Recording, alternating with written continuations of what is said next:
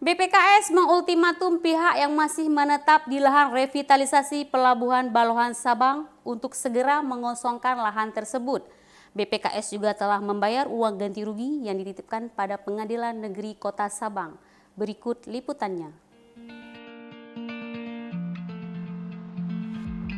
Badan Pengawasan Kawasan Sabang BPKS mengultimatum warga yang masih menempati lahan di kawasan Pelabuhan Penyeberangan Balohan Sabang agar segera dapat mengosongkan lahan tersebut pada akhir tahun 2023. Sebelumnya lahan seluas 1,37 hektar itu menjadi sengketa kepemilikan lahan.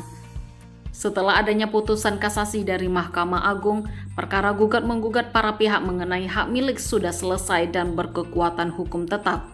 BPKS juga menitipkan uang ganti rugi di Pengadilan Negeri Sabang sebagaimana diatur dalam Peraturan Mahkamah Agung RI Nomor 2 Tahun 2021 tentang tata cara pengajuan keberatan dan penitipan ganti rugi ke Pengadilan Negeri. Kuasa hukum BPKS Muhammad Juli Fuadi mengatakan, sebenarnya pengerjaan proyek revitalisasi pelabuhan tersebut dilakukan pada tahun 2019 lalu. Namun pada saat itu ada sekitar 3 orang yang melakukan gugatan terhadap 33 pemilik tanah ke PN Sabang. Penggugatnya 3, tergugatnya ada 33. Luas lahan sekitar 13.000 meter, 13.700 meter persegi, dengan nominal ganti rugi sekitar 10,5 miliar. Gugat-menggugat antara para pihak penggugat dan tergugat yang bersengketa tentang hak milik sudah selesai ketika putusan kasasi turun. Ada 2 norma. Norma pertama bahwa putusan sudah inkrah. Norma kedua bahwa tanah itu menjadi milik negara. Kalau itu jadi milik negara, artinya bahwa BPKS yang ditugaskan oleh negara sudah bisa mengelola tanah tersebut. Nah, siapa yang akan mengambil uang ganti rugi tersebut, itu yang memenangkan gugatan. Deputi Teknik Pengembangan Kawasan dan Tata Ruang BPKS Azwar Hussein menerangkan bahwa di kawasan tersebut akan dilakukan pembangunan area parkir serta bangunan penunjang lainnya. Karena persoalan sengketa lahan, pengerjaan proyek itu akhirnya ditunda.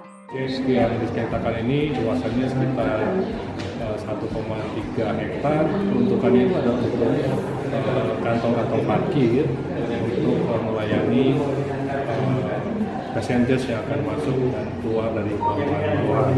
Intinya ini sangat dibutuhkan segera, mengingat peningkatan jumlah kunjungan wisata ke Sabang juga terus meningkat, sehingga kondisi pelabuhan Balohan ini juga akan lebih baik apabila pembangunan zonasi parkir dan perumahan kepada